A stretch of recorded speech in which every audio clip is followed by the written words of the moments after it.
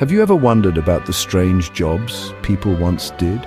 Before computers and modern conveniences, humanity invented some truly peculiar ways to make a living. Imagine starting your day with someone tapping on your window to wake you up.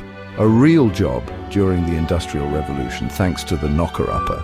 There were leech collectors wading into swamps for medicine, odor judges sniffing products, and gong farmers cleaning city streets at night. As odd as they sound, these jobs were essential, keeping society running and communities healthy. They remind us how creative and resilient people can be when faced with challenges. So next time you set your alarm, remember the strange but vital jobs that paved the way for our modern world. In 19th century Britain, the Industrial Revolution demanded a new kind of worker, the knocker-upper. Before affordable alarm clocks, factories needed workers on time, and being late could mean losing your job. Enter the knocker-upper. A human alarm clock paid a few pence a week to ensure people woke up for their shifts. Their tools were simple: a long bamboo pole to tap on upper windows or a pea shooter for a sharp rattle. Each client had a specific window and wake-up time, and the knocker-upper wouldn't leave until they saw a sign the person was awake. This was a job built on trust and persistence. Paul Stafford, who grew up in Manchester, recalled, "Every street had its own knocker-up. Ours used a long pole and wouldn't leave until you waved." Many knocker-uppers were older men or women supplementing their income, and some became beloved local figures. Their service was personal and reliable, woven into the fabric of the community. For over a century, knocker-uppers were essential until cheap alarm clocks made them obsolete.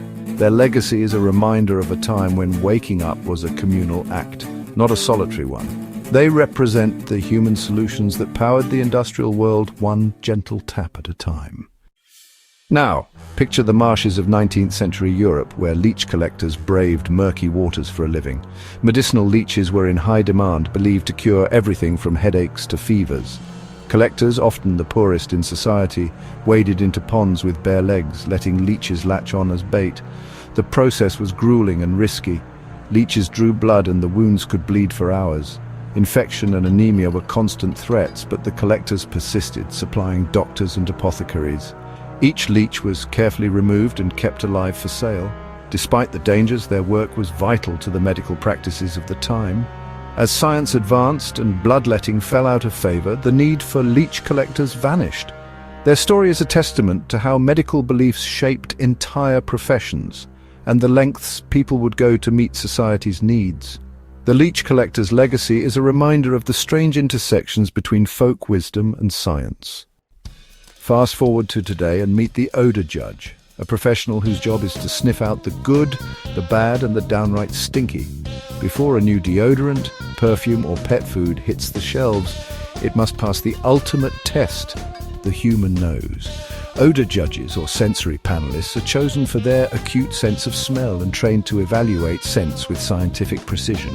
In odor-free rooms, they sniff and rate products from armpits to cat litter using standardized scales. Their feedback guides product development, ensuring only the best-smelling goods reach consumers. Training is intense. Judges learn to identify hundreds of scents and must avoid foods or habits that dull their senses. It's a job that requires both sensitivity and detachment, analyzing a dirty diaper with the same focus as a fine wine. The economic impact is huge. A product's success can hinge on their verdict. So next time you enjoy a fresh-smelling product, remember the unseen expert who made it possible? Odor judges are the modern heirs to history's odd specialists, shaping our sensory world one sniff at a time. Let's return to the crowded streets of Tudor England, where the gong farmer worked the night shift. Before modern sewers, cities faced a massive waste problem, and gong farmers, named after the old word for dung, were the solution. Only allowed to work at night, they navigated alleys with shovels and carts, emptying cesspits and privies. The work was filthy and dangerous. Toxic fumes and disease were constant risks. One worker, the hole man, would be lowered into the pit to shovel waste into buckets, which were hauled up and carted away. But the waste wasn't just dumped. It was sold as fertilizer to farms outside the city, closing the loop in a primitive recycling system. Despite their importance, gong farmers were social outcasts, forced to live apart from others, yet they earned good wages for their hazardous work. Their nightly labor kept cities livable and disease at bay long before the science of sanitation was understood. As sewer systems improved, the gong farmer faded into history, but their role was crucial in making urban life possible.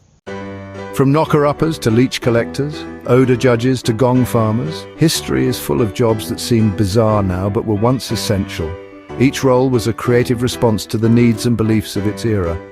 These professions show how work evolves with technology and society. Today's jobs would seem just as strange to people of the past. The story of work is one of constant change and adaptation. So next time you enjoy a modern convenience, remember the odd jobs that paved the way. If you enjoyed this journey through history's weirdest professions, like and subscribe for more. Keep exploring. You never know what strange stories from the past you'll discover next.